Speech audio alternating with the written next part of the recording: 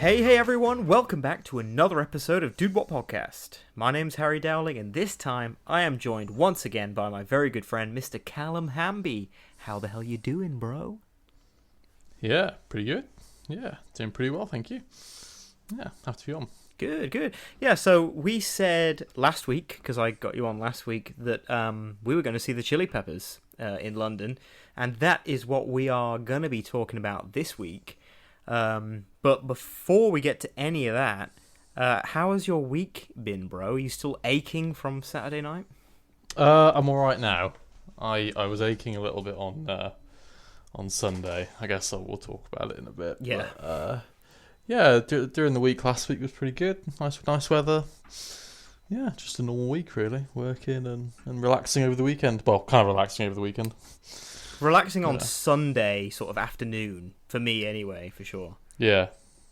Yeah, man. So we're still in the UK. We still are having pretty nice weather, although it's sort of like you get about 3 great days, and now you get like one, day where it chucks it down.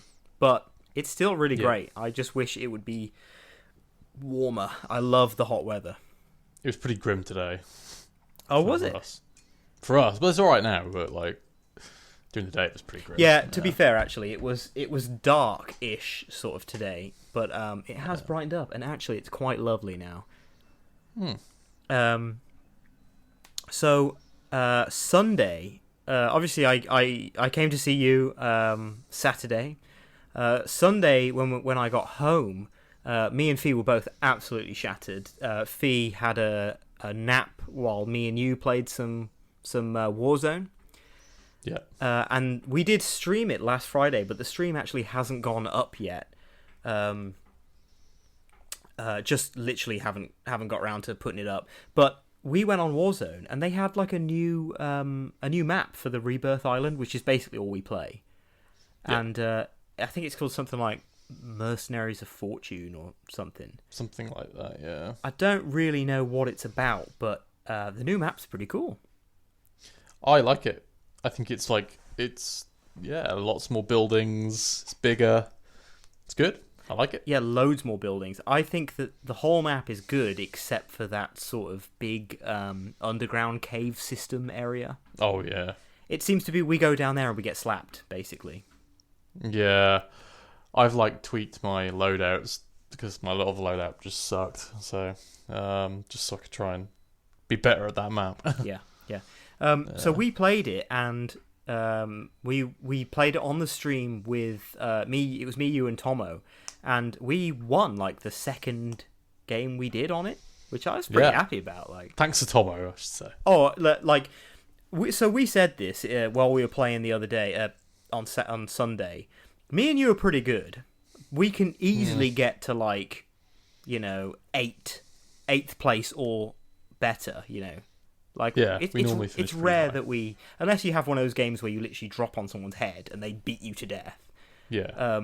We usually do all right, but we rarely finish strong kind of thing.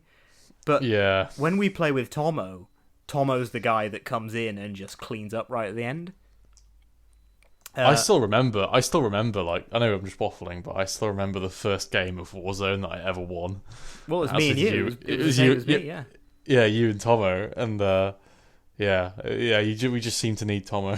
It's a great feeling, though, isn't it? Because we're not the sort of people who play it all the time, and some people I know have got 40 wins and stuff, and it's nothing to them if they get a win. But me and you are on one legit big map Warzone win ever. No, I think we have a couple, don't we?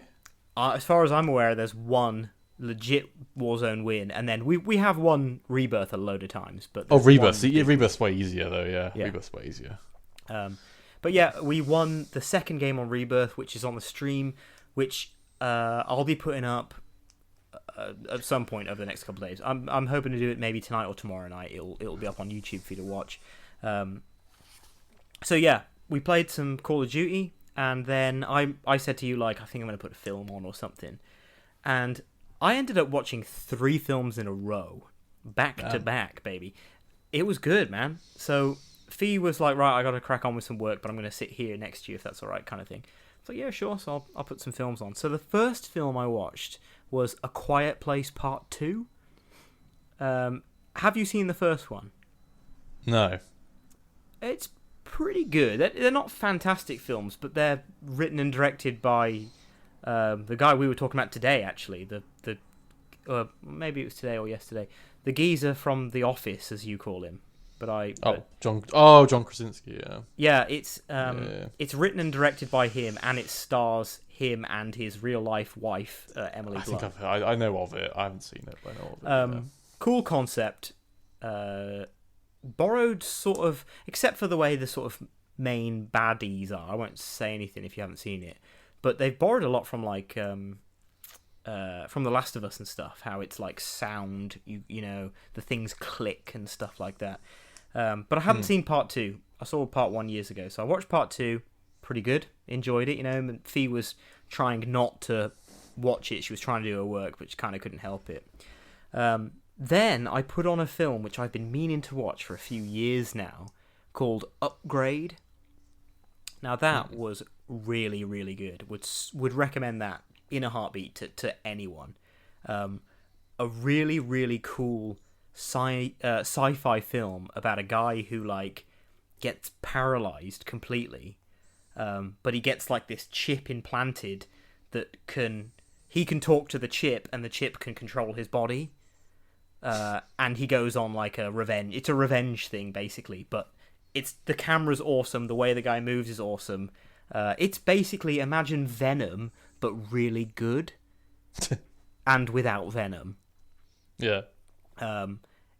Really, really good. And then after that, it was getting quite late, and I was like, I couldn't be bothered to look. So I put on a film that I saw on Prime called Don't Breathe, which is basically about a group of kids that go to rob a guy's house, a guy who's blind, but it turns out he's like a ex-military badass, and he's like hunting them in his house, but he's blind. It was very good. Actually, me and Fee both were like, yelling at the screen, shouting, really into it. So we're actually going to watch part 2 tonight, so I'm quite looking forward to that. But yeah, I just thought, damn, it's been a long time since I literally sat there and watched 3 films in a row. Damn. It's because I was so tired from Saturday night, but I kind of couldn't fall asleep. So I just was like just lying there watching these films. Oh, I had a nap, and we watched Doctor Strange, the new one. Yeah.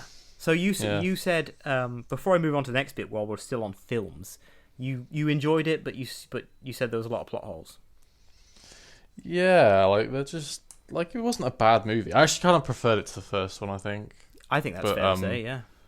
But like, there were just some big plot holes that me and my girlfriend were both like, why are they that bothered about this whole thing? Like I was like, why does he care that I haven't seen WandaVision, which obviously is a big part of it. Oh, dude, what the hell? That's like watching a sequel before watching the first one. I'm not gonna fucking like dedicate my entire life to watching Marvel shit. Like, yeah, but genuinely, like, how the hell did you know what was going on? Because like, did you watch like a recap or something of WandaVision?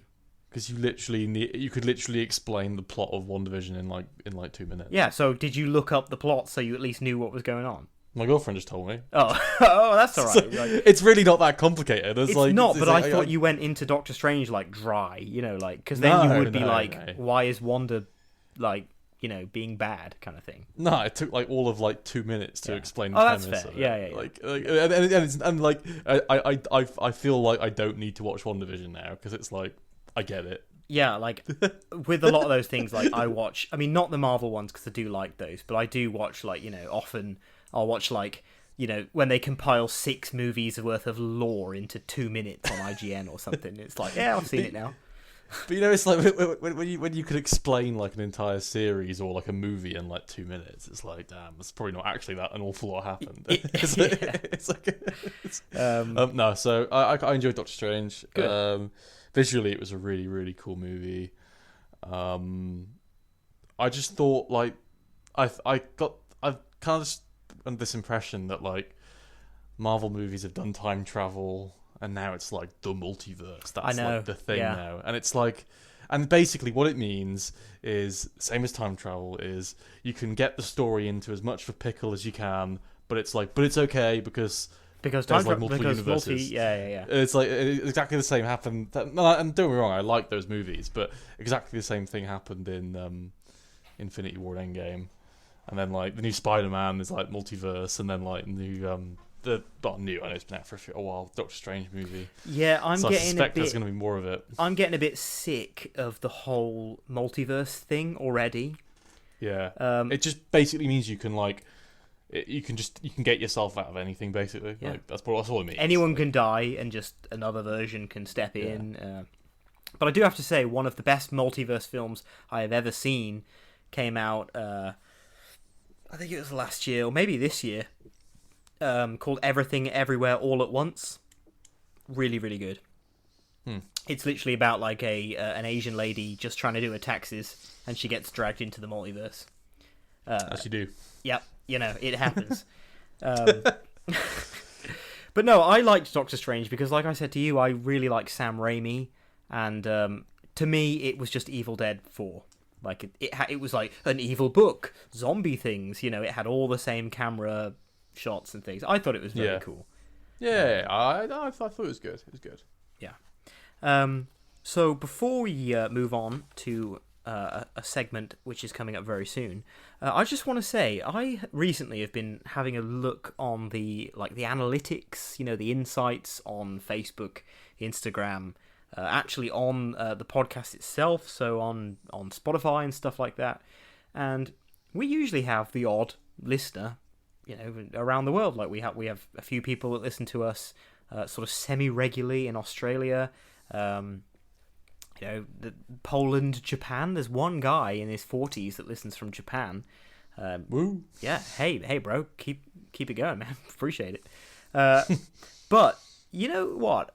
I've never had a look on the Instagram before. I didn't realize that I was using like a personal account. I didn't have it set up as like a professional or like a business account. So I did it today, and it shows you all the information as to like who's seeing your posts, when they're seeing it, the time of day, sort of thing. Guess where the podcast is most popular? And this is on YouTube as well. This is actually on YouTube as well. Brazil. I mean, Brazil is probably number 3. Yeah. India. It's so close. Yeah, I'll give you that. It's actually Bangladesh. Okay. So I just want to say big thank you to everyone who is listening from Bangladesh, who's liking our posts, who's seeing our stuff regularly. You make up literally like a huge percentage of our audience. Yeah, which is great. So if you need me to come, do some adverts, be a celebrity star in some movies or something, I'm down. Just drop me a message, all right? I'm sure Hamby will be too. Sure. So yeah, big thanks to our Bangladeshi audience. Hell yeah. Dhaka, I think, is the capital. I don't know if I'm saying that right. Dhaka. That's where a lot of our people that see all our stuff come from. So yeah. Okay. I'm getting thirsty. How about we move on to everyone's favourite segment? It's What Are We Drinking? What are we drinking? All right, Hamby. So, obviously I said I came to see you on Saturday night, and unfortunately, I can't drink at the moment, which kind of sucks. I mean, like, I'm taking some pills right now, and you can't drink, and, I'm a good boy, so I've been following the rules. But I got myself an alcohol-free. So I have with me today something that I have never tried before, because I'm not, I think we spoke about it last week, but I'm not just going to drink alcohol-free sort of on my own, at my house. I'd rather just have a normal beer. But I saw one of these, and I thought, hell yeah, I'm going to get it. So today, I am drinking an Erdinger alcohol-free. Oh. It's a like a wheat beer. Yeah, I like normal Erdinger. Yeah, I've had the normal ones a few times, but I've never had an alcohol-free, and I thought, you know what, I'm going to do it. So it's ice cold. It says it's like an isotonic drink. Isn't that like a sports drink? Yeah. tonic just means it's got like quinine and stuff in it. Like, oh, I know isotonic, isn't that like salt levels and things? Oh, is it? I got no clue. I don't know. I just see that and I think of like Lucozade Sport. Yeah, I mean you. So I'm going to be bouncing off the walls from this energy beer. I gotta say, like, I just used a bottle opening attachment for my drill to open that. The look on Hamby's face. Smells great. Smells just like a wheat beer. It's going for it.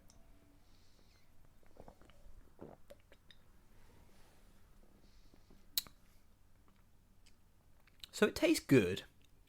It definitely tastes a little bit weird, actually. It's very fizzy. It's way fizzier than I remember the Erdinger being normally. And it doesn't have that much flavour, which is kind of weird. I mean, it says on the back, it's refreshing, it's thirst quenching, and it is, yeah, like it is really thirst quenching. It's a hot day. This is good, but I think if you blindfolded me and gave this to me, I don't think I could tell that it was an alcohol-free beer. Really? Yeah, like it just tastes like something fizzy. It doesn't really have much flavour at all. Which is kind of a bit disappointing, actually, because I really, like you, Hamby, I really enjoy the wheat beers and things. And I saw this and I was like, hell yeah, it's going to be a good night kind of thing. Like, at least I get to drink my nice wheat beer. But yeah, I don't know, man. It's not hitting it for me. I don't think it knocks Beck's Blue off the top spot for non-alcoholic beers. Yeah, I'm not a fan of alcohol-free beers. I told you the weekend. I've not had one that's like that I've liked. I just can't. It's almost too fizzy to drink. You know what I mean? Like, I'm trying to drink it and it's just fizzing so much. I can't chug it, which is annoying because, one like this you want to chug. It's alcohol free. It's hot. The drink's cold. Disappointing. Very disappointing. Giving that a probably literally would only get a 1 out of 10 if I had to rank that. What a letdown. Hamby, let's see if you can lighten it up again. What are you drinking? So it's a wheat beer as well, actually. Oh wow! Great minds. So it's a Aldi special. So I think I've spoken about it on the podcast before, but one of my beers that I really like is Hogarden. Okay. Now you can't get that in Aldi, but you can get Hoflagen. It looks exactly the same. yeah. Which is premium Belgian wheat beer. What's it called again? Hoflagen. Hoflagen is a Belgian craft beer which has a refreshing taste and a fruity, slightly smoked aroma. The unique blend of herbs and spices gives the beer its delicious flavour and individual character. Hoflagen wheat is fermented with its own yeast strain of high fermentation, which gives a smoked aroma together with a perceptible fruitiness. I think it must be... it's brewed in Belgium. It's a legit Belgian beer. It's a legit Belgian beer. I wonder if you could look at the sort of the area, the postcode or whatever you've got on there, and compare it with the genuine Hogarden one, and see how far away it actually is. Yeah. Wouldn't surprise me if it was made in like round a corner or something. Yeah. No, they normally are. It's a cork. So nice. Boom. Smells like Hogarden. It's Hoflagen, bro. I've been quite impressed with these Aldi beers. It's like every week I got an Aldi knockoff beer. This was like £2.50, I think. Okay, it's not too bad. It's a big bottle. It's a big bottle, yeah. What sort of mil is it? What milliliter? 750ml, and it is 5% alcohol content. So it's the same size as a Club Orange. Sorry? It's the same size as a Club Orange. You could I didn't think of it like that, but yeah. Everything goes by the Club Orange scale on this podcast. So it's like it's quite cloudy. Yep. Not too much fizz on it. Smells very, very fruity. It smells like kind of smells like lemony almost. Okay. Yeah, it's really, really citrusy. Very citrusy. Got that sort of wheaty like taste on your tongue as well as an aftertaste. It's very nice. I can actually tell it's not Hoegaarden though. Yeah. Hoegaarden is not in an unpleasant way, but Hoegaarden is nowhere near as like fruity, Okay. like yeah. lemony. I thought you were going to say that. Yeah. Because Hoegaarden's more like bready. Yes, definitely. Like, yeah. and this isn't like, you can tell it's a wheat beer, but it's not as bready. It's not as like yeasty bready sort of taste to it. Yeah. But it's nice. It's very nice. Very refreshing. I think that definitely has the funniest knockoff name. Because usually they're very close to what they're supposed to be. Yeah. That's the best so far. I think Leffe knockoff that I had last week was it like Saint Etienne or something? Yeah. It was something like that. Hoflagen, yeah. It's whereabouts in Belgium is it brewed?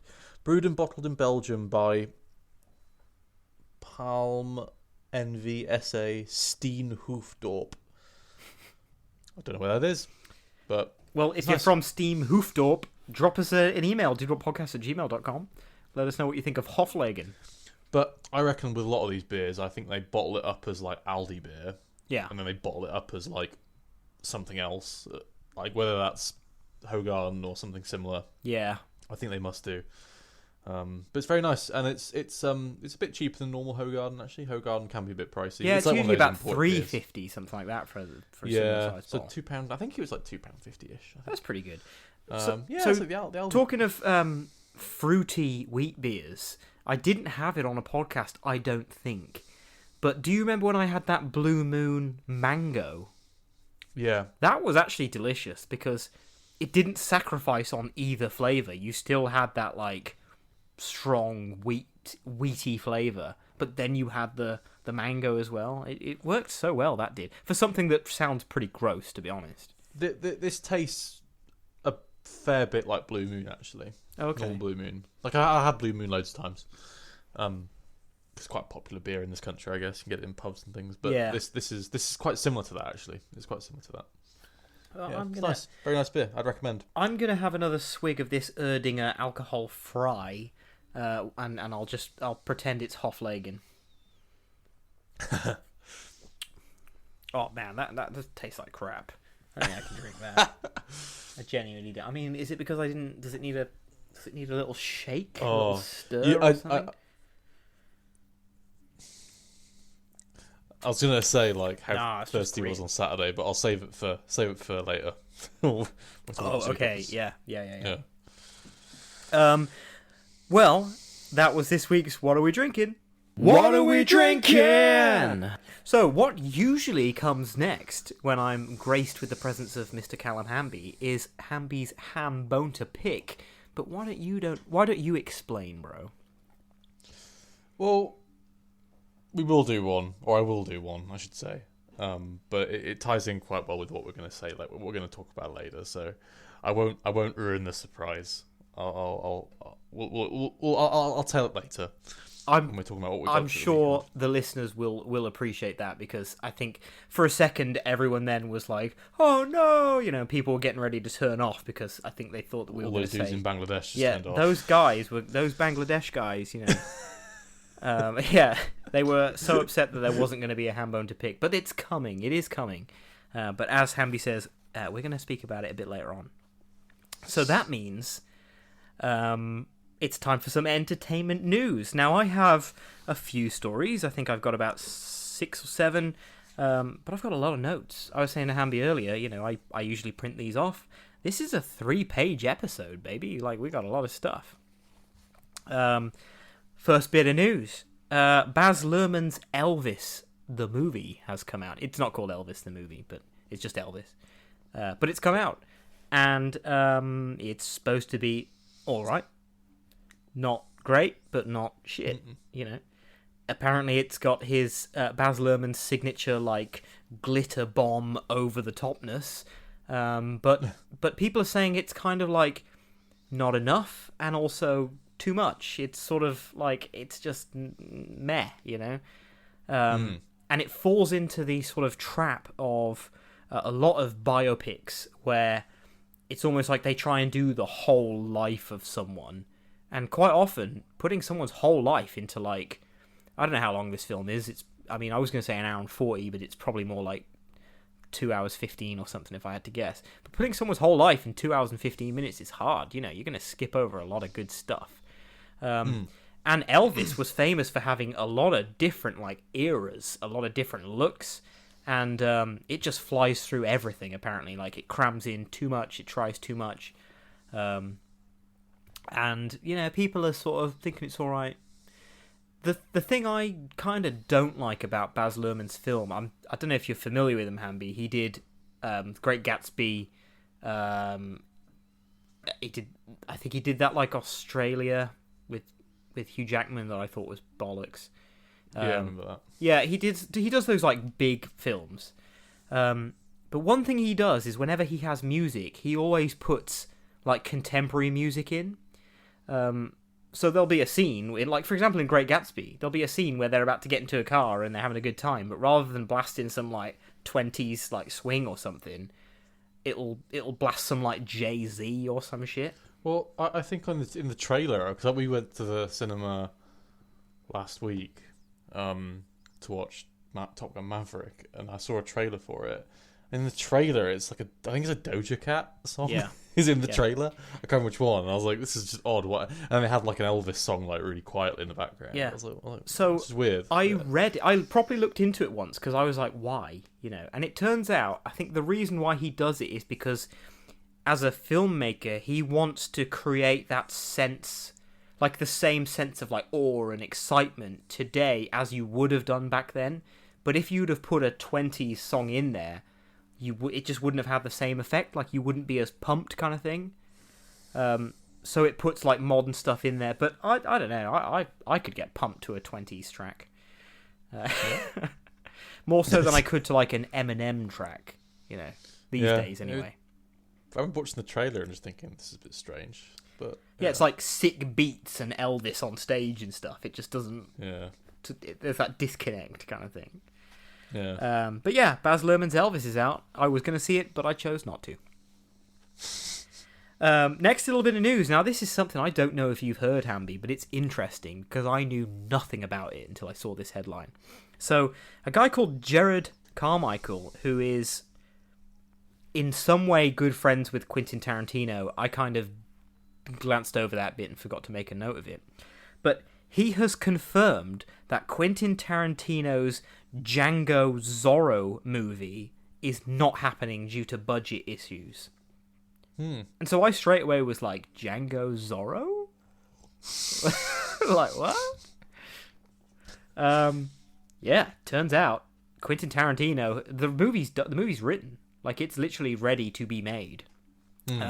So it turns out both these guys, Tarantino and Carmichael, were working on a movie called Django Zorro, and it was supposed to you're supposed to see Django, obviously the character from Django Unchained.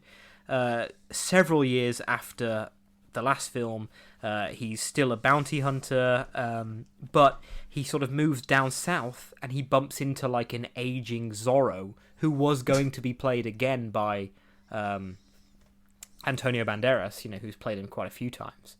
And they basically were going to team up and rid the county of slavery or something like that.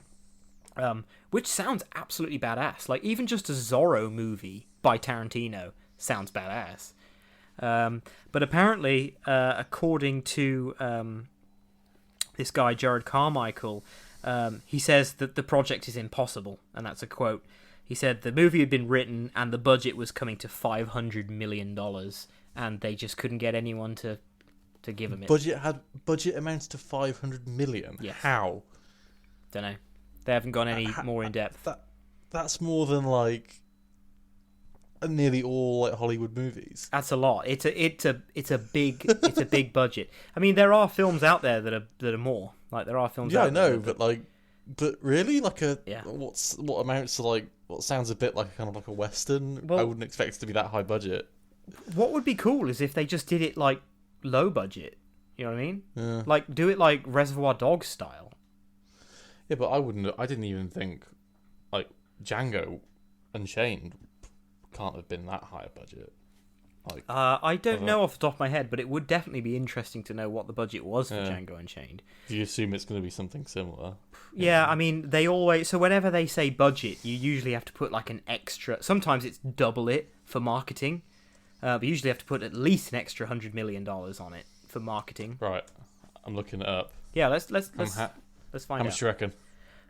Honestly, I don't know. 200 million.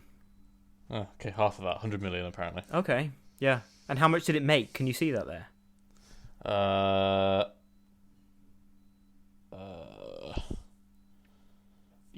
As it brought in 425 million. Okay, so yeah, it made a lot. So 500 million. Yeah, like how can it? Because Django's got a lot of stuff. It's got a lot of special effects. It's got a lot of really cool stunt work, props. Things like that. Be interesting to see why it was 500 million and not like 200 million kind of thing. Yeah. But anyway, it ain't happening, so we don't need to worry about it anymore. Next little bit of news. Now, this is kind of sad. John Williams, the legendary, composer who's been in the game for like 60 plus years, has said that he's going to retire after Indiana Jones 5.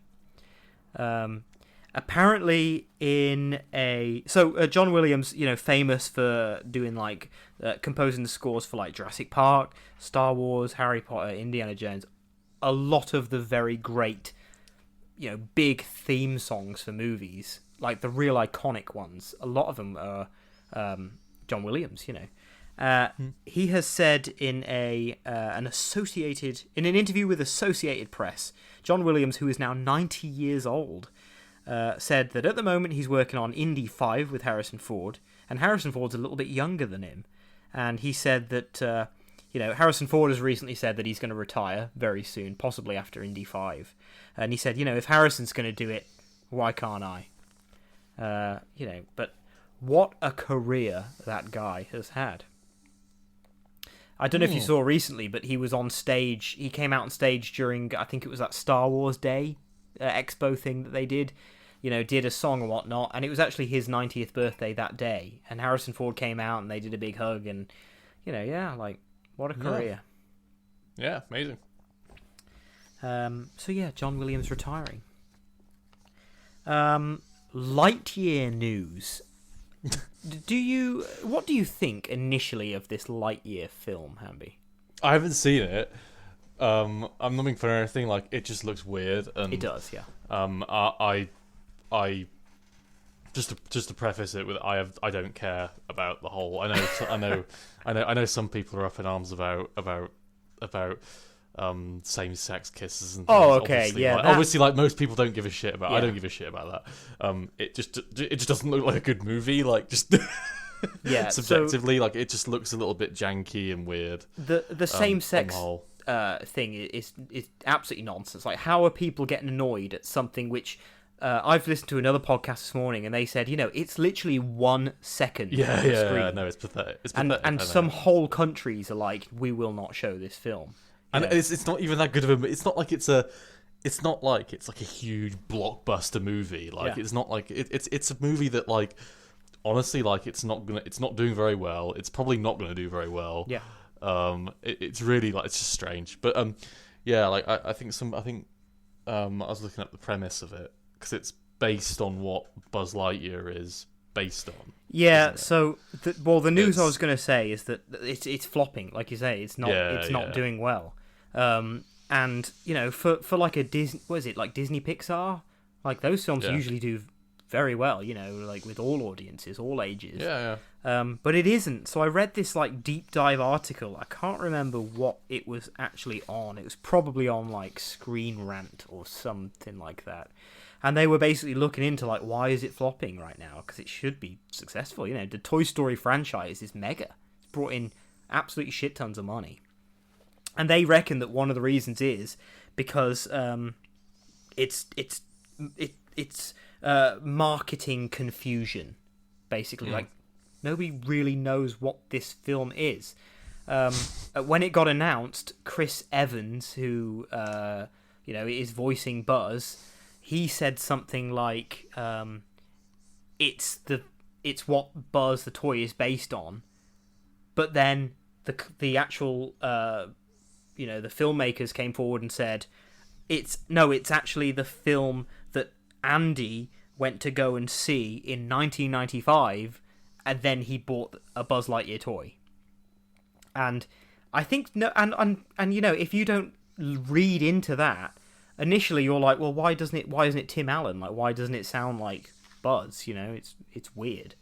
Like, they probably would have done better if they'd have literally just made a Buzz Lightyear film and just been like, it's Buzz Lightyear on a mission as a toy, or not, but just get Tim Allen back, and it would rid that confusion, But yeah, as a toy, they are missing out on something there. Just having him as a toy. Yeah. Another reason why they reckon is because I think apparently in the first, I didn't see the trailer, but in the first trailer they used Bowie's Starman. So you've got Bowie's Starman playing, and the film is massively inspired and trying to be sort of like a throwback space opera film of the 80s, like is its inspiration. Sort of intending to tug on the nostalgia of people who were there and who saw that kind of film in the 80s. So it's like, who's this film for? Because kids don't understand and adults don't give a shit. You know what I mean? Yeah. It's a weird one. It's just not doing very well. I don't know what the budget was, but I think it's probably at like 100,000 worldwide now or something, which is poor. Yeah, not doing well at all.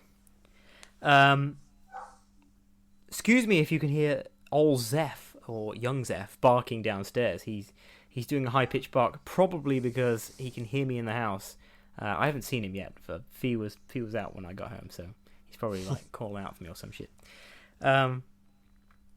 Umbrella Academy. Have you watched any of it, Hamby? No, I haven't. Me either. Next bit of news. No, Umbrella Academy Season 3 is now on Netflix, and it is, like, people are loving it. Its streaming numbers are through the roof. Don't know why. I don't think it looks very good. It's supposed to be really good. Like, the whole series is supposed to be very good, but it just isn't appealing to me for some reason. So if you've seen Umbrella Academy and you think it's real good, send me an email and tell me why I should watch it, because if you don't, I'm not going to watch it. And that might annoy you if you love it, so get on it. Speaking of things that have just been released, so this is actually what me and Hamby were talking about earlier, but Doctor Strange in the Multiverse of Madness is now available on Disney+. I think Disney Plus is awesome. I thought it was shit to start with, because there was nothing on there apart from old Disney films, but now it's very good, and I really like how you go see a film and it feels like maybe 3 weeks later. I mean, I know it's not, but it feels like a couple of weeks later you can watch it again on Disney Plus.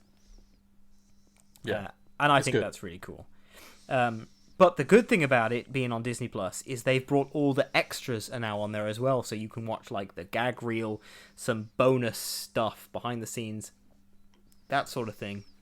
Haven't seen any of it yet, but I am going to watch it. I might even watch it tonight. Next little bit of news. Last week, I think it was last week, might have even been the week before, we spoke about an upcoming Jon Snow sequel series. Was it last week? Yeah, I think so. Yeah. And we were sort of like, well, I think you were like, who wants it? And I was like, I think I'll watch it. I would watch it, but not necessarily want it. yeah, fair enough. But no, so there's updates. There's since been updates. Apparently, Emilia Clarke, who played Daenerys Targaryen in the main series in Game of Thrones, she did an interview with the BBC, and she said that Kit Harington had told her about this project that he was working on in the past, and as far as she is aware, that Kit Harington was actually like helping to create this Jon Snow series.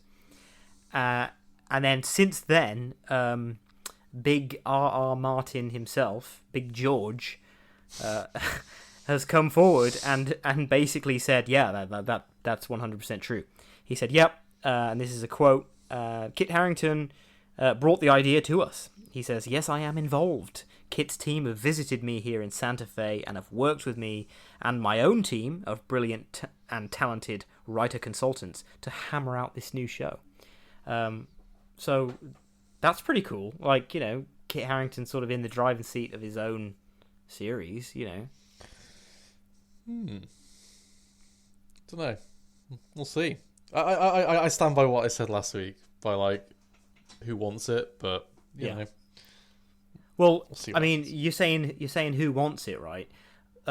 In this quote, but I sort of cut it out, George actually says, he goes, "Yes, I am involved," and he says, "I am also involved in," and then he literally names like 3 other series. He's like, 1,000 Ships, fucking Breath of the Dragon, fucking this and this, and all the animated series that are coming out. So it looks like we've got a lot of Game of Thrones coming our way. You're gonna have so much Game of Thrones that you're gonna be sick of it. Yeah, and I didn't like it that much to start with. Yeah, well, yeah, I did like it, but yeah. But yeah, so I was listening to a different podcast this morning, and it was pretty funny because they were saying that this dude will do anything he can, and that's George R. R. Martin, will do anything he can to just not write another book. I mean, there's fans out there that are dying to know how this thing finishes, but he's just like, nah, mate, like let's make this now, let's make that. The TV show is how it finishes. There's no book. Oh, I think if he came forth and said, that's canon, like that's what happens, I reckon he'd be publicly like executed by fans. They'd drag him out of there. Yeah, but if he goes and writes something that's dramatically different from the TV show, that's basically admitting that the TV show was kind of shit. I don't think he ever will finish it because I think it's lose for him. Yeah, exactly. Yeah. If you basically go out and say like, yeah, that ending was shit. Like, yeah. But I also think that it's been so long that the fans, each individual fan knows how they want it to end, and a very small percentage of those people are probably actually going to be happy with how it officially ends. Most people are just going to be like, well, I wanted Jon Snow to do a breakdance competition.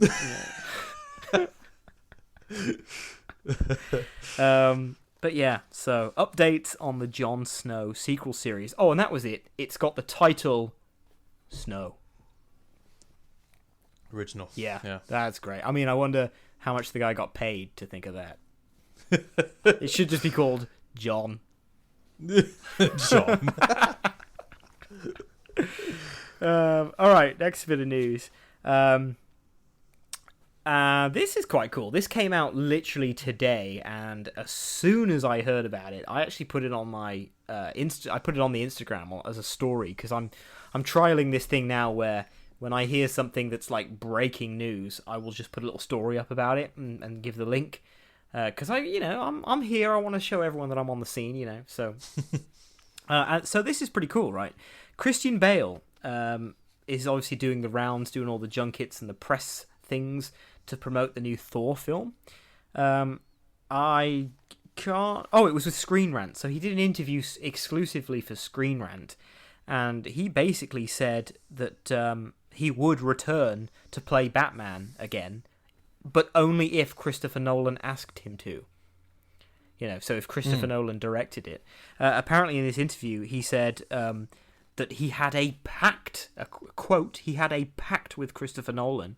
And he said that apparently they both said, hey, look, let's make 3 films if we're lucky enough to do that, and then let's walk away. Let's not linger too long. And he said, in my mind, it would be something if Chris Nolan ever said to himself, you know what, I've got another story to tell. And if he wished to tell that story with me, I'd be in. I tell you what, I mean, DC is all over the place, their movies, like, you got that going on over there, you got Joker over there, you got Joker over there as well. Like, I would actually be super down to see another Chris Nolan Batman film. Yeah. I mean, he was already supposed to be old in the last one, but, coming back as an even older Batman kind of thing. Yeah, no, I like all the Christopher Nolan ones. Right, they're all good movies. So I certainly wouldn't mind another one. I just think they could as well, and I think, to be fair, like, if they did that, I mean, I know the most recent Batman film did very well, like, it was a good film. Have you seen that yet, Hamby? No, not yet. It's very good. You know, Pattinson is really, really good as Batman, as Bruce Wayne. But I think that if they made another film with Christopher Nolan, and it was actually a good film, you know, it'd be a lot of good graces coming back to Warner Brothers and DC.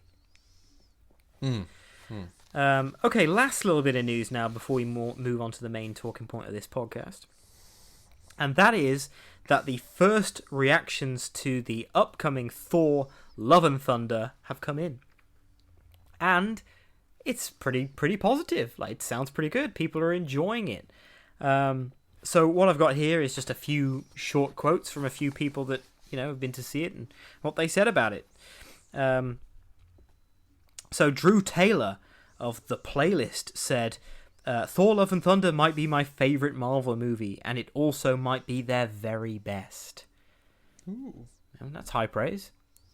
Very. And it's also the shortest... I think it's like the shortest Marvel movie. Like, out of all of them. How long is it? I did look it up, but I can't remember now. I think it's because, you know, recently they've been going up to like 2.5 hours. Yeah. But I think it's fairly standard. I think it's like an hour and 40. That's not even like that's like a, you know. Well, a a few years ago, that was the absolute average film length, an hour and 40. Yeah. Rachel Leishman of The Mary Sue said, Thor Love and Thunder is the perfect blend of Taika at his best, with comedy and a punch to the gut all in one. I think that the director Taika Waititi is very good. You know, I mean, his earlier stuff as well, What We Do in the Shadows, stuff like that. I know you like the series, which I haven't got around to watching yet. I like the movie as well. But yeah, I mean, the movie's very good. He was involved. He wasn't, although he didn't. I think he was. Like probably a producer or something for the movie or something like that. Yeah, him and Jermaine Clements. Yeah.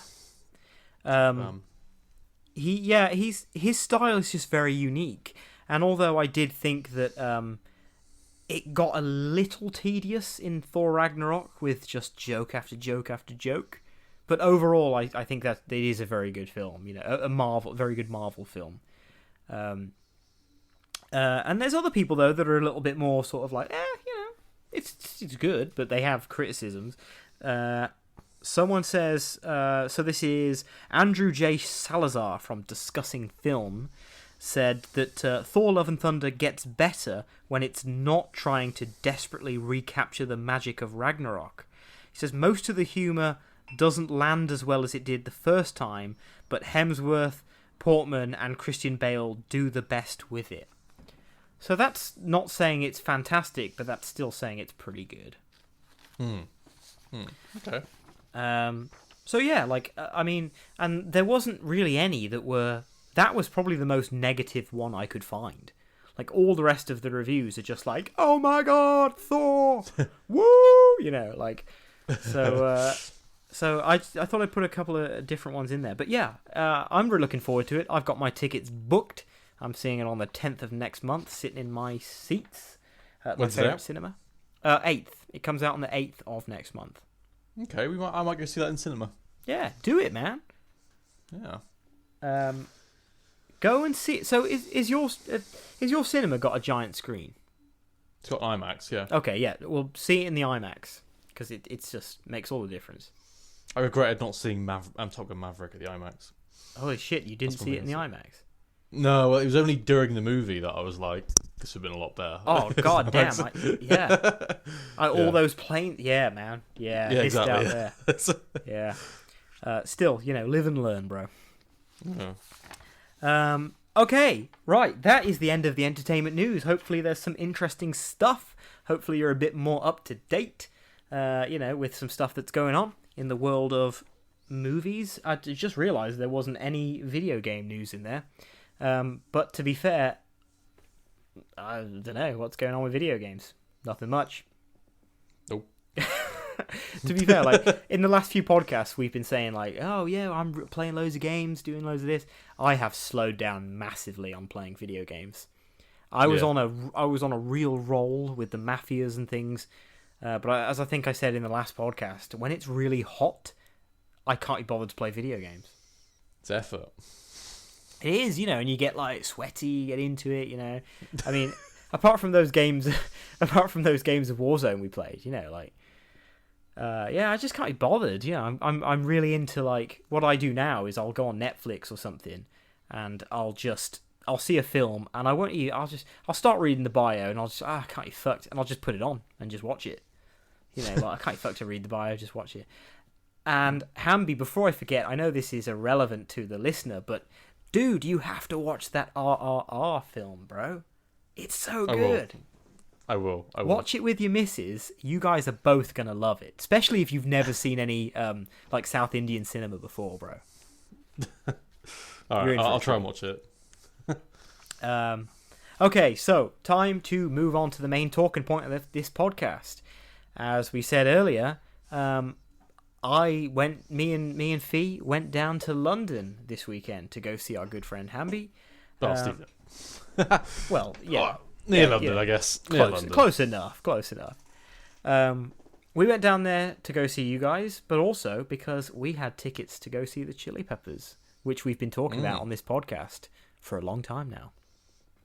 And I'm sure that people listening to this podcast are probably getting real sick of hearing about the Chili Peppers, which is why this episode is going to be called London in the Summertime, because it was originally going to be called The Chili Peppers in London, and I thought, probably people won't even bother clicking on it.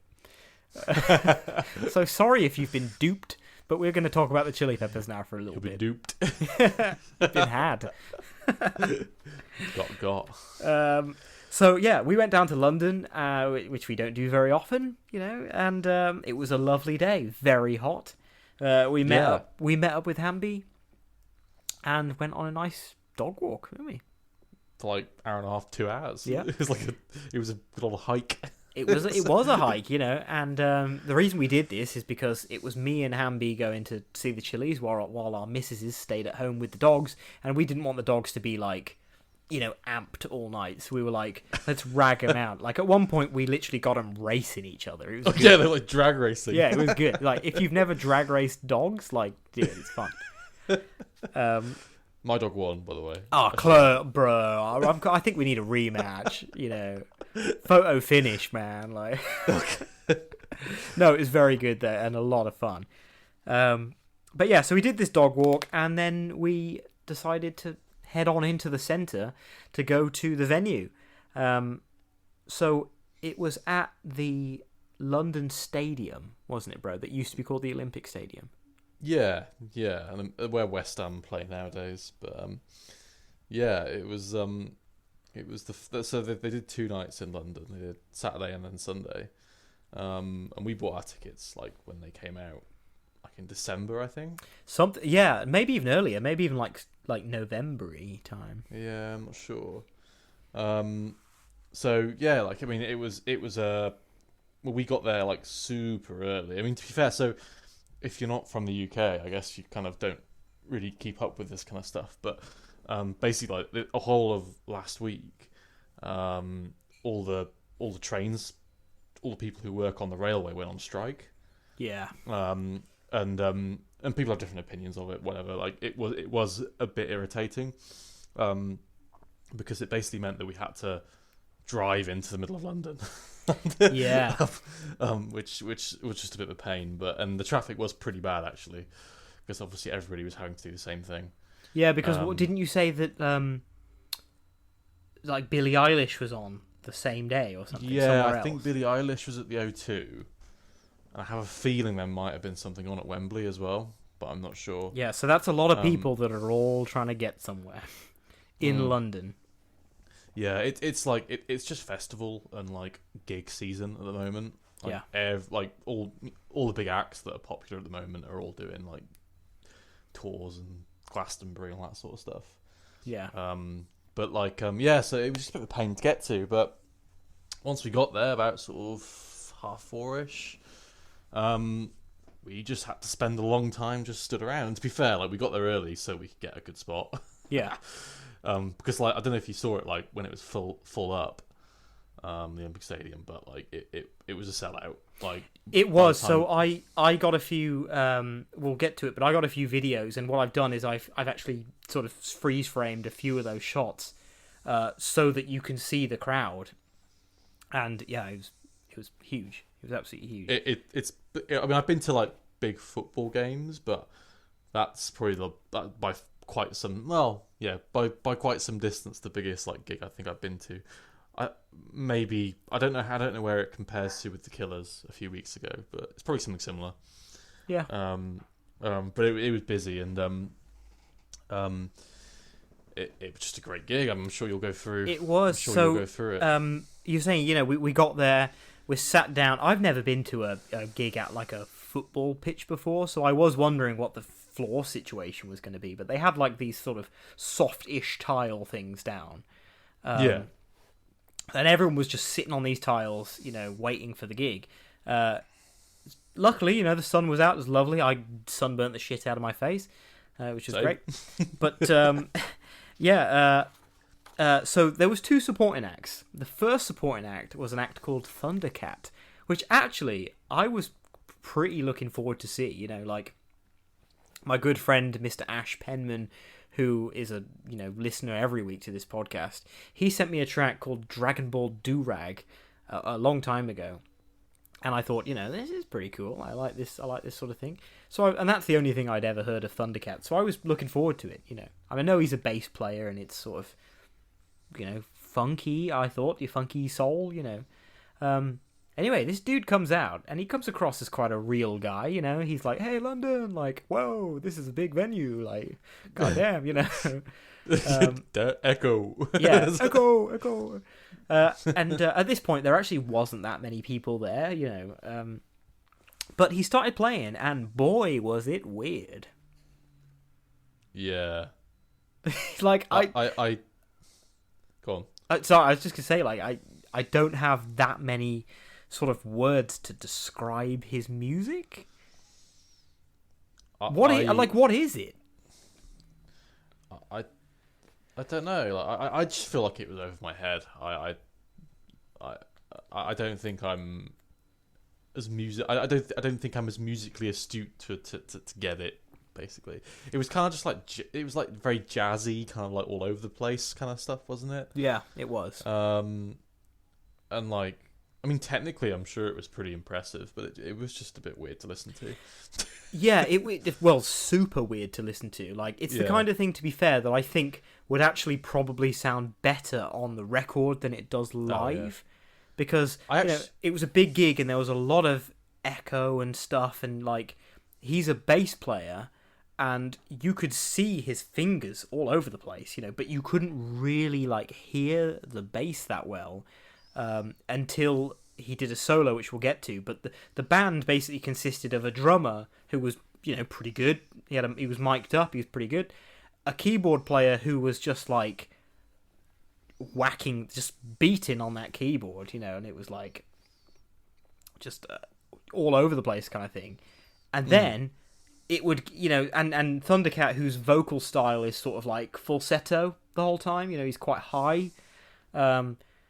So it's sort of like, and then he's like, and then he'd stand away, and then it'd be like, boom, boom, boom, boom, boom, boom. Then he would step on a pedal, and it would just be like, and and it's like, what the fuck is going? And then on the screen behind him, it starts playing some SpongeBob, and it's just like, what's going on? Like, what is this? I mean, it's cool, but like, what is this? I'm glad he was first. Yeah. I'm glad those 2 warm acts. I'm glad that. I mean, like, it honestly, like, it wasn't bad. It was just weird. But the thing is, because like there was another act after it, and everybody knew the Chili Peppers were coming. It wasn't like it ruined the evening, because it was just yeah.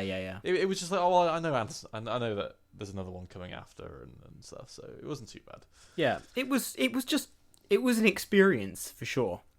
But a lot of people there were kind of just like talking through it. Yeah, full on. It wasn't actually that loud. Like, it wasn't that loud.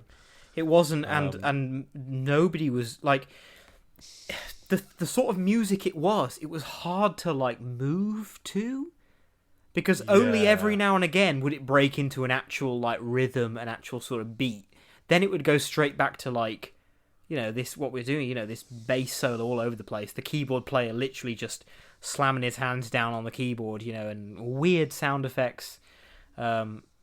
Very jazzy, like, and I like jazz, but like I hadn't really heard anything like that live before. Super interesting. Glad he was first, and it was on quite early. He didn't do his set. I think it was like half an hour, but it felt like about 15 minutes to me anyway. Yeah. It didn't feel long. Then, so we're like, okay, who's next? Like, let's wait, and a shit ton of roadies come out, and they basically just start constructing another stage on top of the stage, and it's like, okay, what's going on here? Like, it's a bit exciting, a bit interesting, Hamby's going, you can see like Chad Smith's drum kit in the background. You could see a big like you could see the big like Chili Pepper gong in the back. I was like, but they were like, they just, it was weird. They were like constructing a whole other stage, and then like they were doing like, they had these like they had like these like brown like drapes all over the place, didn't they? And this happened for like 30 odd minutes. And it was like, a Jesus long Christ, time, like, taking a really ages, long 30 time. minutes, and eventually the act came out, and it was Anderson .Paak and his supporting band, which is the Free Nationals. I think. Free Nationals, yeah. I had not really heard any, apart from like the one or two tracks Harry played me on the way. Yeah. I hadn't really heard much of it at all. I think I knew of him, but I hadn't really listened to much music by him or the band. But yeah, super cool. Really, really enjoyed it actually. It was like a really cool mix of hip hop, soul, R&B. Really, really super cool mix. I think like was it you described? I think I said like he sounds a lot like Kendrick Lamar. Yeah. Because I have listened to a fair bit of Kendrick Lamar. He sounds like kind of like a cross between that and like James Brown. He does. And Yeah. That Harry said that, and I was like, yeah, that hits it on the head. Like it's basically like what it is like he's a drummer, isn't he? And then but he's like obviously singing and rapping at the same time, and then which is impressive because it's difficult, Yeah. And his backing, the backing band was really good as well. Like, some really cool songs. Really, really, really, really good. Just a good mix. It wasn't like it was like a 40-minute set of just like hip hop, or it was just a really cool mix. Yeah, it was very good. So yeah, I played Hamby a couple of tracks on the way down, but the only Anderson .Paak I've ever heard before is him with Bruno Mars in that Silk Sonic, leave the door open, smoking out the window, that kind of stuff, which is cool. That's very like 70s-y anyway, so I didn't really know what to expect. Hadn't heard his solo stuff. And he breaks out straight away into this like really cool drum song. I think the first track was called like Your Heart Don't Stand a Chance, which I've since listened to on the album version, and it's just as cool. But yeah, like just incredible how he was rapping and singing and doing these complex drum beats. Like you said, funky, soulful R&B rap. I've also got in my notes that he was a great showman. Like some of the songs, he would get off the drum kit, he'd come down to the front, and sometimes he was like, "Let's get moving, Birmingham," and people were kind of not Birmingham, sorry. "Let's get moving, London," and people a little bit like hesitant. But then he'd be like doing this badass dance, like a proper like 70s dancing with the backing dancers, and then he would sing the song, and as the song would build up and build up and build up, it's like where there would be a guitar solo, then he would quickly run to the back, jump on the kit, and start blasting these drums, and it was just like, fuck yes, this is so cool, Yeah, it was badass. And there was one of the songs where The two female backing singers. I don't know what the song was. No, it was something like "Nasty Girl" or something. I don't know. Yeah, it was cool. I really liked it. Yeah, it was really funny cool. because he was like, Anderson .Paak was like, right, I'm not going anywhere, but I'm gonna get on the drums for a bit or something. And he was like, now my singers are gonna do a song. They did a song. Then he was like, now it's time for so and so on the keyboard, and the keyboard player started playing like, 1,000 Miles by Vanessa Carlton. And it was sort of like, what? And then he started playing Don't Stop Believing, It just started playing a few like really cool piano parts and then did a bit of a song. One other thing that I thought was very cool is that I don't know if you remember, because I only remembered this today when I was sort of re-watching a few live things. The trumpet player at one point came down and did a whole rap. You remember that? Yeah. I remember. Yeah. Just Yeah. really cool. I think neither of us were expecting that, really. No, like it was good as well because like after like Thundercat, it was a bit like, but then he properly like got the crowd going, and like it sort of got everybody, because what I mean, everybody's like there for like the Chili Peppers. They're not really there for like Anderson .Paak or Thundercat, but it's kind of like a bonus when like the warm up act is like actually really really like good and gets the crowd going. Yeah, because last time we said the first time I saw Chili Peppers, it was a band called Fool's Gold, and their set went on for like an hour and a half, and it was boring as fuck. That's long. That's long for a sport act. They did as long a set as the Chili's, basically. Yeah. And it got very boring very fast because each of their songs are like 8 minutes or some shit, and it's live, so it goes on longer. The second time I saw them, which was when we went with you last time, and you had Baby Metal, which is a 3-piece Japanese female super heavy metal band, which was like, it's so cool, but you're not expecting that, you're not really in that mindset to see a heavy metal show when you're there for the Chili's. But this, like you said, was basically perfect because it was all like LA. Yeah, that's one thing I really liked about it. It was just, like I get it that there's probably not much crossover, like, but it's the cool sort of like LA thing, lots of diverse, different types of music, And I say, it was quite funky, and obviously Chili Peppers, a fair bit of that in some of their songs. So I think I liked it because it was like rap as well, but it was all like he had a band. There was like 8 guys on stage. It wasn't just like singing to a machine kind of thing. Like karaoke. Yeah. Like he was playing it. To be fair, he could have done a longer set. Like, he was only on. I think it was only like a 30-40 minute set. I think it was about 40 minutes. Yeah. Yeah, and I think like I wouldn't have complained if it had been an hour. Like, yeah, definitely. I wouldn't have complained. But yeah. I did look up his set list. I think I looked it up today, or I looked it up on the ride home, and like I've added a lot of stuff to my sort of to listen to playlist. Loved it, and I think me and you were both sort of looking at each other after the songs, and we were like, "Damn, goddamn, that was really good." Like, really enjoyed that. Yeah.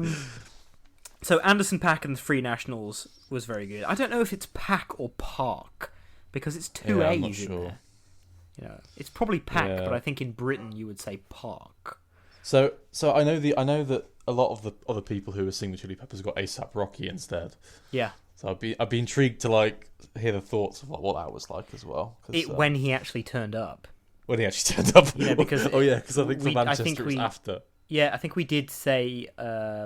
Oh no, we didn't. I don't think we've had a podcast since. So our friend Adam went to go see them in Manchester, and I've seen that. Like it was a good show by all accounts, but a lot of places are describing it as, like I saw the headline on Facebook today, a disastrous gig for the Chili Peppers. That's probably a bit much, but like Manchester. Yeah. I saw that headline today. Like some news outlet has put a disastrous first return for Frusciante, like in the UK.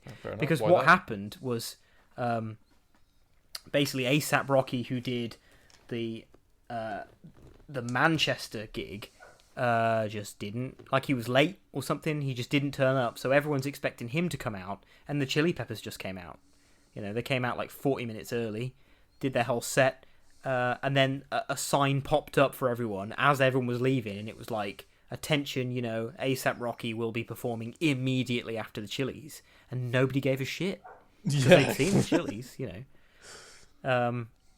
So I know a few people that say they really like A$AP Rocky, but I'll be honest, I have never listened to any of his stuff. Don't know what it's like, but it's going to be hard to beat Anderson .Paak and the Free Nationals. Like, for me, I loved that. I thought that was fantastic. So it's a shame that our friend Adam didn't get to see that. Adam was going to be on this podcast with us today, by the way, and we were planning on sort of comparing the gigs, because Chili Peppers obviously do a different set list every time. We'll get into what the set was when we saw them, but unfortunately Adam couldn't be with us today. So we spoke a little bit about the venue. Massive stadium. I thought it was the biggest stadium I've ever been to, but I spoke to my football mad friend Mr. Harry Bright today, and he said that actually Barcelona Stadium is bigger, and I have been to Barcelona Stadium. I told you we walked in. Oh, sorry, man. I remember asking you about Innsbruck FC. But yeah, so apparently it's something like 60,000 seated, with another 20,000 standing. But there's also my friend Harry was saying there's like the track bit or something, so add an extra on that as well. So you're looking at in upwards of 80,000 people when it is 100% full. And although the gig was sold out, I could see empty seats, dotted around. So I don't think there was 80,000 people there. No, but I gotta say, like, once the Chili Peppers were playing it looked, I would say, very nearly full. Yeah. And like I was saying, I took some screenshots, and I'm gonna put those on the Instagram or on the Facebook or something when this podcast is out, so you can see it.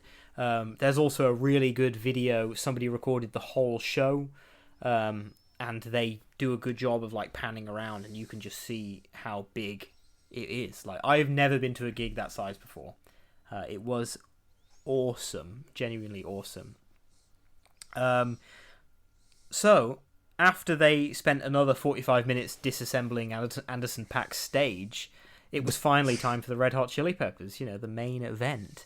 And they took a little while to come out. Like, by this time, more and more people had turned up, and, we weren't in the winner's circle or the golden circle or whatever. We weren't right close, but we had a pretty good view. And, we could see him come out. I think Flea came out and he started like jumping around straight away, and everyone was going mad. And then, of course, John Frusciante came out. And who everyone was calling John Frusciante. I don't know, is that how it's supposed to be said? I don't really know. I've always said Frusciante, but everyone was going, John Frusciante. It's not how I'd say it. Yeah. But anyway, he came out, and people lost their minds. Because, like I said to you, the main selling point, really, of this tour for the Chili's is that John's back in the band. Hasn't been in the band since, like, 2007. So it's been a long time. And it was almost like achievement unlocked moments. So in our friendship group, Hamby, we've spoken about this for years, about life achievements. The old-fashioned style of Xbox 360 where it pops up, achievement unlocked. It felt to me in that moment, achievement unlocked, seeing John Frusciante live. It's something I've always wanted to do. So he came out on stage. The stage setup was pretty cool. It was massive. There's great big screens. There wasn't anything that cool about it, though. The last two times I've been to see them, there's been like a gimmick to the stage setup. Yeah, I remember when I went to see them in 2016, they had, and you probably remember this, they had like the all the lights on the ceiling, do you remember? Yeah, and the lights on strings, and they were making like 3D shapes and things out of them. Like yeah, waves. It was really cool, but like, it was gimmick, yeah. Yeah, so it was the same when it wasn't the same, but when I saw them the first time, back in like 2013 or something, there was something else. I think this time, that time it was like 4 screens that were moving around. Oops, hit my mic. There was like screens that were sort of revolving and spinning, which was very cool. But this time it was just like a big screen. But the main screen had like it went directly up and then it sort of curved onto the ceiling. But I remember saying to you at one point, like, it's making everyone look weird. Because when, like, someone is standing on, and they're filming them and it's put on that screen, because of that curve, it makes them, like, look like they've got, like, a massive beer gut or something, like, warps the image. It was weird. Yeah. But, yeah, we had a good view, and they came out, they started jamming straight away, and people were like, oh, this is cool. The jam built up, Chad Smith was hitting the drums, and then it went, which is obviously the unmistakable intro to Can't Stop. And I've since watched it back on someone else's live video, but the moment that Can't Stop really kicked in, it was like that was the moment when the audience was turned on, And I've never been in this situation before, but it was like beer rain. Oh, God. Everyone's drink, when Can't Stop started, went in the air. Every drink in that goddamn place, up in the air. And, I mean, it was awesome. It was so cool, like, just to just see that, But then, but it was sort of a little bit like, we were sort of like, well, what's the point? And actually, this segues in nicely to Hamby's segment, with Hamby's Hambone to pick. I'm not going to put the theme song to that in here, because it'll be weird and out of place. But Hamby, why don't you take it from here, bro? It's not that bad of a Hambone to pick. I think it is. Honestly, like, you go to a gig, you kind of expect it. But yeah, it's like, but the thing that I don't get is that, like, beer is so goddamn expensive at the gigs. Like, that's the thing, isn't it? Yeah. I reckon you pay like I reckon you pay at least £7-8 for a pint of beer. Yeah, at least. I think I saw the price list and it was about $7.50 a pint. Yeah, so like you pay a lot of money, and like some of them, like some people were chucking like the half pints. They're chucking like decent amounts of beer, just like lobbing it into the crowd. Like, I mean, I get it. It was funny though when it was Can't Stop. It was funny. Yeah. But it was like people had those. People were like, "Oh, that's a mega pint," People had those 1 pints, and it was like, "Yeah, it's got to be at least 2 pinters, at least," And I'm certain they were going in the air as well. It was like, oh yeah, just I get it, way at the beginning, way, but it was just. I literally in my notes have like beer rain written down. It was raining beer the whole night. And it gets to the point where you don't care because you're in there with everyone, you're all in this together kind of thing. It's nice and warm, so you get soaked. 10 seconds later, you're bone dry again. But then you got fucking soaked again. My hair was like so goddamn sticky. Oh yeah. From just like the amount of beer that was in my hair after, like I say, it was fun. Yeah. And Harry took a direct hit at one point as well. I did. So I got soaked a few times, but one of the times, and this was hilarious. One of the times, somebody launched a drink at me, and like half a pint of beer. Yeah, literally half a pint.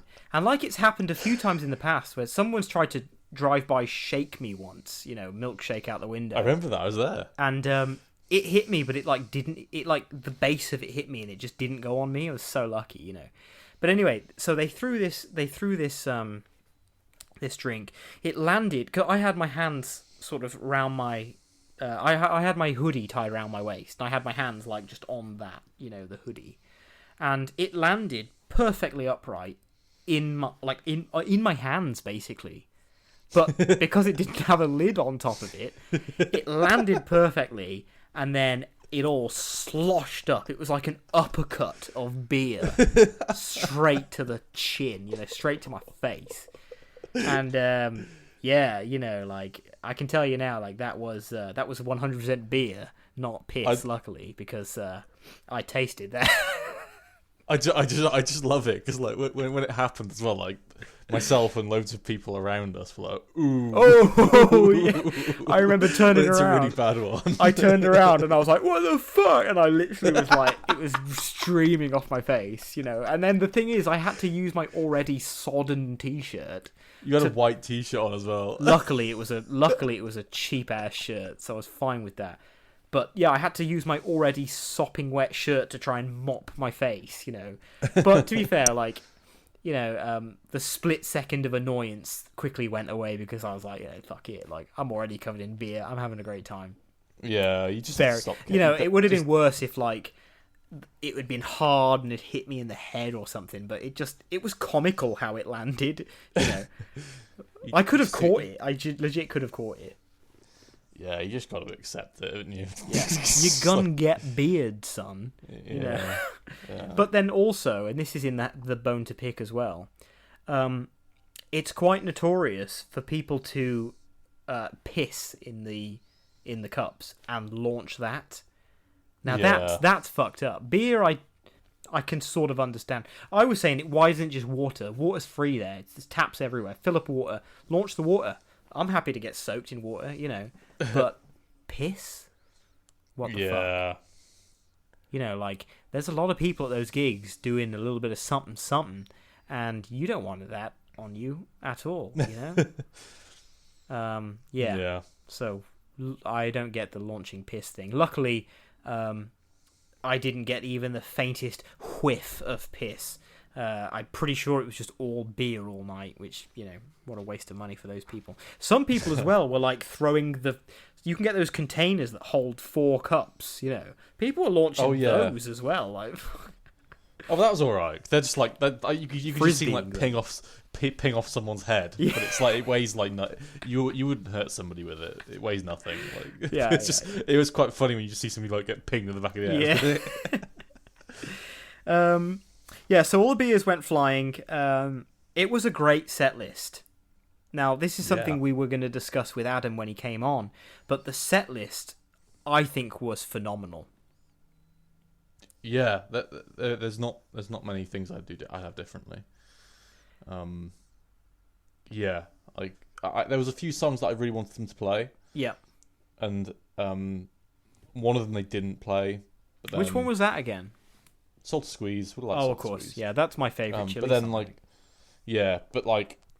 honestly, like there was enough like other songs in there that were phenomenal. Very which, good. Like, surprised me. Like, unfortunately, I don't have the set list in front of me, but they did, like, surprising ones, like you were going to say. Nobody Weird Like Me.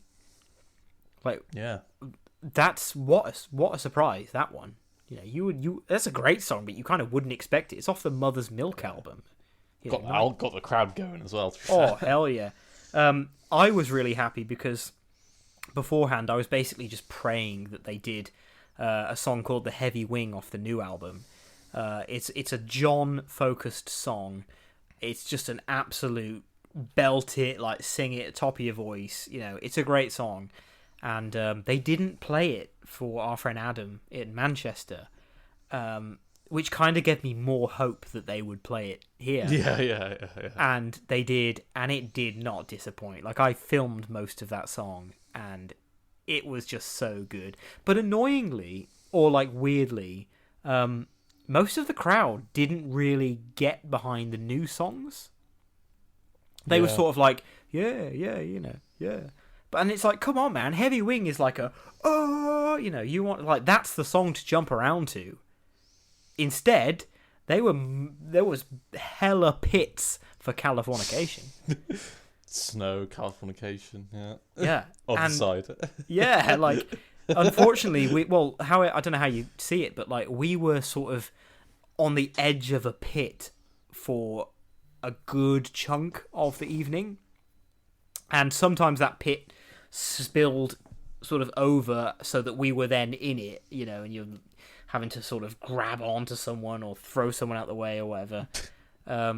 Sometimes we managed to avoid it, and then sometimes, because you'd get pushed and you'd obviously hit the people in front of you, the people in front of us would then turn around and be like, fuck this, and then push us back, and we're sort of like... it's all good fun, yeah. It is all good fun.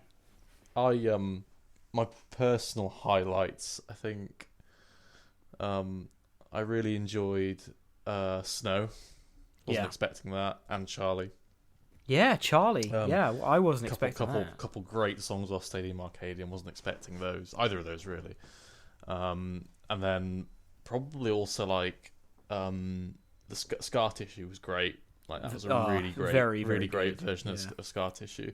Like, if you don't know the song, like it's got like 3 guitar solos in it, and obviously, the final one's just phenomenal live. Like I say, Californication was great.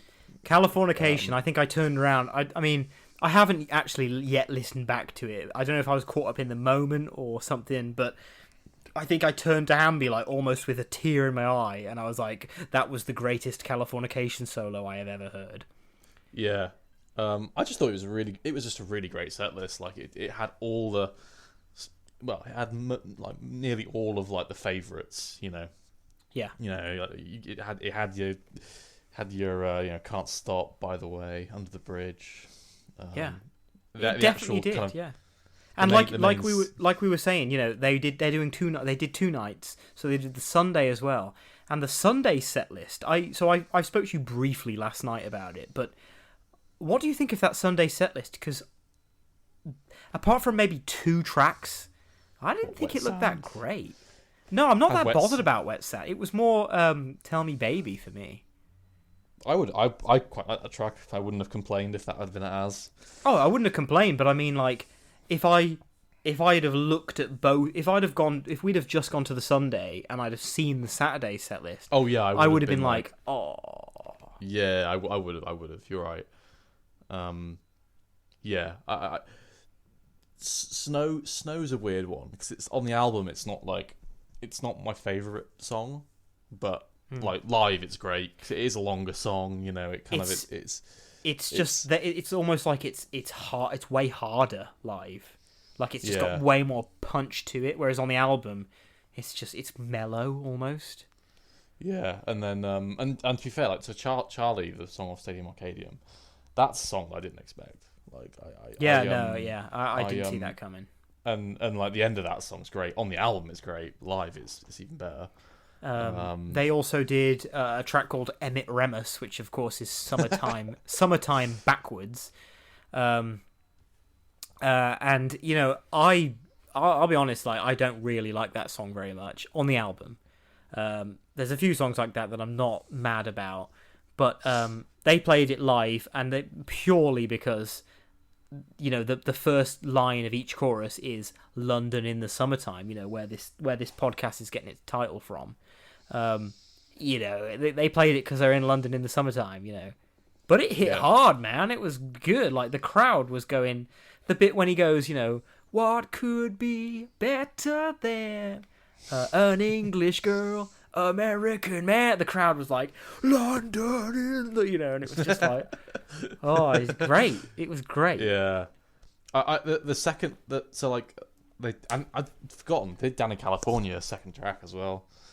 Yeah, they did. Yeah, and actually, great. That was where the error was. So every time I've been to see them, there's been one balls up per gig. Usually it's Kiedis forgetting lyrics or just like singing the wrong part of the song or something. But this time it was actually not his fault. It was a technical glitch, and his microphone just turned off. And I think it sort of threw the crowd out because the crowd was singing where like he should have been singing. And he just didn't because he was trying to fix his mic, and the band just carried on playing. But then, when the crowd was then ready to go into the chorus, he started singing the verse. What he should have been doing, and it was a little bit jarring. But like it's not his fault. Yeah. But the one thing I did say, I noticed that some of the songs, maybe only like two or three, probably I think only 2, they would play just a little bit slower. And I could tell because Chad Smith has got this tell where before he starts playing, if the song is slower, he almost he leans in and then he starts playing. It's like you can tell he's behind where he usually is. You didn't really notice it. I think only like the absolute diehard, either the technical musicians, the people who read music and stuff like that. They're the people that would have noticed. Or like the diehard fans. The general public who were just having a good time would not have noticed. So it wasn't bad at all. It was just a fraction slower on a couple of the songs. a lot of the Mary Jane smoke going around. Which, it's open air. It's a stadium, the roof's off kind of thing. You do what you want kind of thing. But I did say to you that towards the end of it, I did get a bit sick of it. Because it was just like, people were either vaping, smoking cigarettes, or smoking weed. And it was just puffs of cloud coming out every now and again. But towards the end, I don't know if we were stood next to some people who were or something, but it was like all you could smell. Yeah. And it almost was like I couldn't get a lungful of like actual fresh air because it was BO, weed, and people genuinely smelt like people shitting their pants in front of us. Oh god, yeah. It's like when you're breathing and the air just feels warm. Oh yeah. So it's just like, you know what I mean? Like after when you leave, you're like, breathe properly when you go into fresh air. But yeah. No, So just getting to the end of this now. John Frusciante was on top form. The guitar solos were phenomenal. John is one of those guitar players though that it's more about feeling and what the song needs than it is technical ability. Like, he is a technically amazing guitar player, but if the song only needs 2 notes, he will play 2 notes and it will sound amazing. He's not going to go in there, Steve Vai, Satriani, or Thundercat and be like, if it doesn't need it. So some of the solos, if you are a technical musician and you watch some of the, you weren't there, and you watch it on YouTube, you might be like, oh, what the fuck? But when you're there in that moment and he is playing that solo and you are literally like, you can see him there, you can see him on the screen, and you're like feeling his power, his passion. That's why I love John Frusciante, man. Like, yeah, it was great. And I think I was saying, like, compared to the last time I saw them, when it was Josh Klinghoffer, it's just a completely different vibe. It is, yeah. Like, not shitting on different. Klinghoffer, because he's fucking great as well. But it's a different band, isn't it? Yeah, completely. Yeah. I got to say as well as his solos, John Frusciante's vocals were amazing. Like, I've re-listened to some of the videos I took, and his vocals sound exactly like they do on the album. Like, he's got a great voice, like really powerful, very controlled. So yeah, the gig was amazing. It ended, and as they usually do, they came out, they did a couple more songs for an encore. They played. They did give it away, but they didn't do it as an encore, which they've done the 2 times previous I've seen them. That's a weird one. Like, Give It Away is like, I think it's a great encore song. They did it last, like, of the proper set. Yeah. And, like, don't get me wrong, like, it was great. I'm not a massive fan of the actual song. Yeah. But live, Give It Away is great. Like, it's a great song live. Like, on the album, it just doesn't. That's fair. I mean, I disagree somewhat. Like, I love it on the album. I don't dislike the song, but live it leaves you. You're begging for them to come back. Usually you're begging for them to come back on. They come back on, and it's like, and you leave on an absolute high when they play Give It Away at the end. And live as well, they do like a bit of a longer outro to the song and all that kind of stuff. But yeah. So they did the encore was Under the Bridge. And then By the Way, yeah. And then By the Way, which but it's a good track to finish it on. Everybody knows it. Yeah, everyone was on everyone's shoulders, everyone was swaying, lighters in the air, phones in the air, like, it was just a moment, And then, and then I think, a few times throughout the gig, Flea was like, I fucking love London, But then, like, right at the end, everyone left, and Chad Smith was just there on his own. He did that thing where he throws the sticks out, and then he literally just walked over to the microphone, and he was literally just like, "You guys are fucking awesome. Like, thanks for coming to the show, basically." And then he was like, "Whoa!" and then walked off, and then it was over. And I think at that point I looked at Hamby and I was literally like, "Let's get out of here," because at that point we'd been standing up for like. I mean, how long? 6 hours. Yeah. and 6 hours ish, probably. Yeah. my lower spine was absolutely like minced. It was just it wasn't there anymore. And I was like, let's get out of here, quick. So we sort of, I think, you were saying that compared to the killers in Manchester, the exits were pretty good here because we were like right there. Yeah, it was way better, way better. Yeah. So we walked out of the venue. We attempted to walk. I legit had problems walking to start with. But you have to sort of power on. So we started walking, and we fucked it up. We went out the wrong exit, basically, and we realised we were 100% on the wrong side to where we needed to be. But you didn't have a phone signal, so you had no way to know. Yeah, yeah.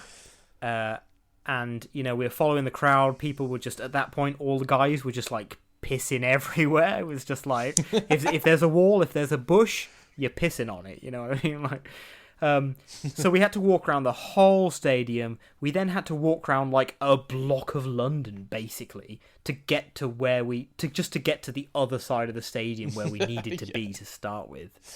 Because we had to go like through a one-way thing, and it was like Google Maps was going like you're going like 180 degrees the wrong way. Yeah. It was like turn around. Can't. And then we had about a 45-minute walk in the sort of pleasantly warm night air back to the car, but that walk was very hard because my back was gone, my shoulders had gone. I felt like I'd done about 1 million, stomach crunches. My neck was absolutely fucked from headbanging the whole time. That was a struggle. Like, I didn't want to bitch at the time because I was like, I just got to do it. Ain't nothing gonna happen. Like, I just got to go. But goddamn, my legs are on fire as well.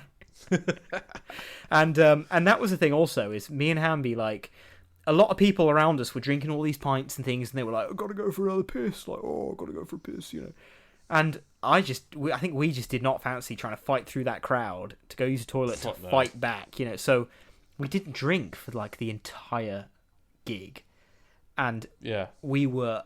Well, no, I think we had a sip of water at the start. I didn't want to drink too much. Yeah.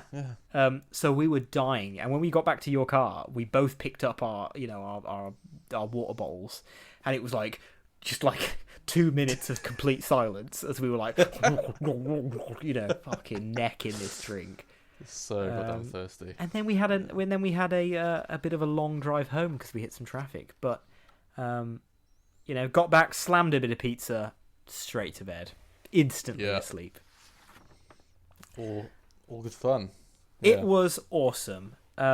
If you ever have the chance to go and see a gig at the London Stadium, or I guess like at any stadium, if you have the chance to be a part of that, I would recommend it so much. Like, I think I said to Hamby at the time, I would be happy in some of the seats because some of the seats looked pretty good, but you're in the seats, you're watching the show, you're in your own zone.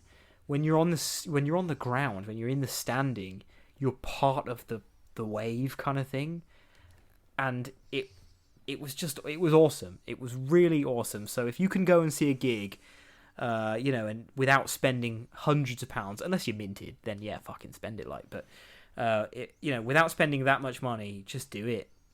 Can I just say as well, like for the people that paid extra to be in the Golden Circle thing, Golden Circle looked boring as hell. Like, it was nowhere near as like ruckus as like because we were actually relatively quite close to the barrier.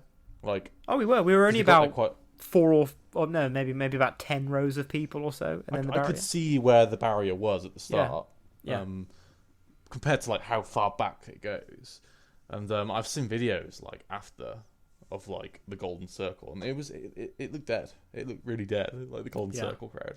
Like, yeah, it did, and I've since seen videos of people like in the crowd, even like right at the back, and they are literally still packed in, still having a great time. So I think we did have like a premium location there. We were on the sort of right side, on John's side of the stage. It was amazing. what would be really cool is if you send an email, dudewutpodcast@gmail.com, and let me know any fun gigs like that you have been to. I imagine that a lot of people listening to this have probably been to festivals, Glastonbury's on at the moment, like what we were talking about. I've never been to a festival before. I don't think I would like it, but let me know what gigs you have been to that you thought were awesome, as I said, send an email, dudewutpodcast@gmail.com. I was about to say something else as well, something pretty cool, but I've totally forgotten it. So, other places you can get in touch with us, Facebook, /DudeWutPodcast, @DudeWutPodcast on Instagram. Hamby, bro, I think we've basically come to the end of an episode. It's been another long one. Unless there's anything else you've got to say about the whole experience, or anything you want to share. I think we covered it all. Had a great time, and looking forward to the next gig, whatever that is going to be. Definitely. So have a listen to some Volbeat, bro, because some news today was that Volbeat just announced a European. It's called like Servant of the Road European tour, and they are playing in they're playing in Nottingham, but they're also playing in Cardiff, and it's the same venue I went to see Ghost at a few years ago, and it was a good venue. And there's a little travel lodge or something around the corner which I stayed in, and it was a great night out. Yeah, if it's reasonably priced, I might be down for that. Yeah, I'd be tempted as well. So yeah, let us know what gigs you've been to. Get in touch with us, please. If you like this podcast, one thing you could do that would really help, along with sort of sharing it around to your friends and family and everyone, and that one friend you have that won't fucking shut up about Chili Peppers, send this to him. You can go onto any platform and leave us a review. 5 stars would help massively. Even if you hate the podcast, just say it's shit, but leave us 5 stars. And if you really, really love the podcast and you really want to help out, what you can do is you can go to our link tree, and on there you'll see a link for our Buy Me a Coffee. I'm sure you can go to buymeacoffee.com/DudeWutPodcast as well. And once you get on there, you can basically donate anywhere between like £1 and £5, I think. It might be £1 and £3. I've literally set it to like the lowest amount. But if you have a spare £1 or something and you don't need it, send it this way. I mean, it all goes towards the general running of this podcast.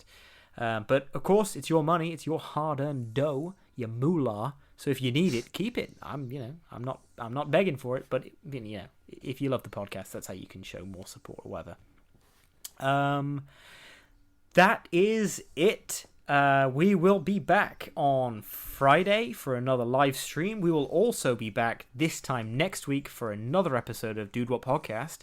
Until then, I've been your host, Mr. Harry D, joined with my very good friend, Mr. Callum Hamby, and we will see you all next time. See you later.